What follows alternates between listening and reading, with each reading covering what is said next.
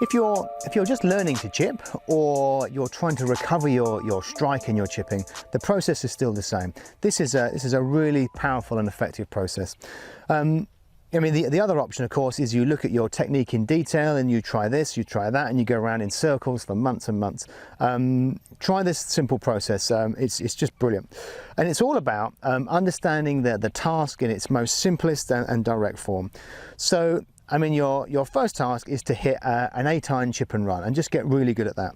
So we know that the chipping technique, certainly with the 8-iron, which you wouldn't have much swing on, is that simple kind of putting motion. So our arms hang in front of us and we have this action. And with chipping we would lean ever so slightly left typically, but it is that motion of the arms and the chest all working together. And in combination with your skill of being able to get the club to brush nicely on the grass.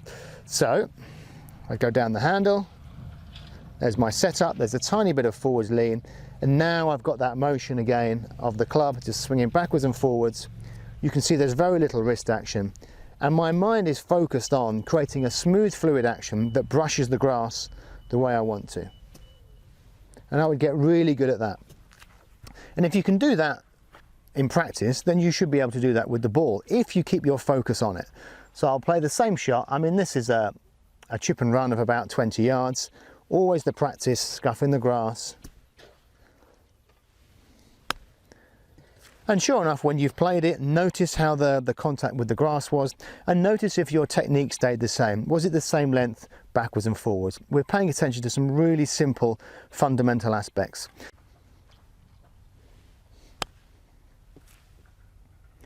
That was a really simple but effective chip and run that went in the hole down the green. But that isn't going to work from everywhere. You can, to play from this green, you need to play from up slopes, out the rough, off a down slope. You need to play high shots that fly over bunkers and stop. So you need a whole variety of shots. So I've created an online course called Short Game Mastery, which covers all these different aspects. Go to golfcoach.online and you'll be able to access the first modules for free.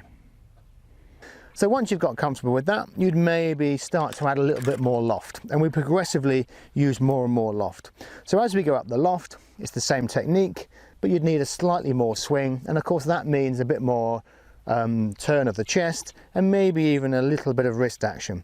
But ultimately, the technique is still the same. It's back and through and getting really good at scuffing the grass.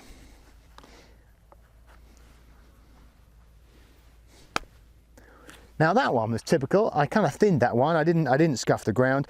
Now golfers I work with would immediately go to, did I lift my head? Did I pull my arms up? What happened with my technique? Well, I would say on that occasion, nothing really happened with my technique that was different. I just didn't stay fully focused on the feeling of the club scuffing the grass. There's quite a lot of coordination going on there to get the club to interact with the ground the way we want to every time, but it's not always a technical issue. In fact, it very seldomly is a technical issue. It's just a case of practicing, being focused on the grass and getting good feedback as to the feeling we're getting from the grass.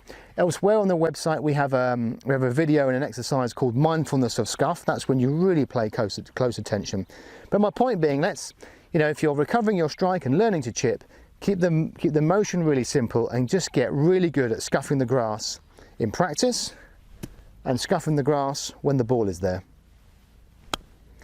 And that was an entirely different chip. That was struck really well. What happened technically that was different, I couldn't tell you, but my mind was in a different place.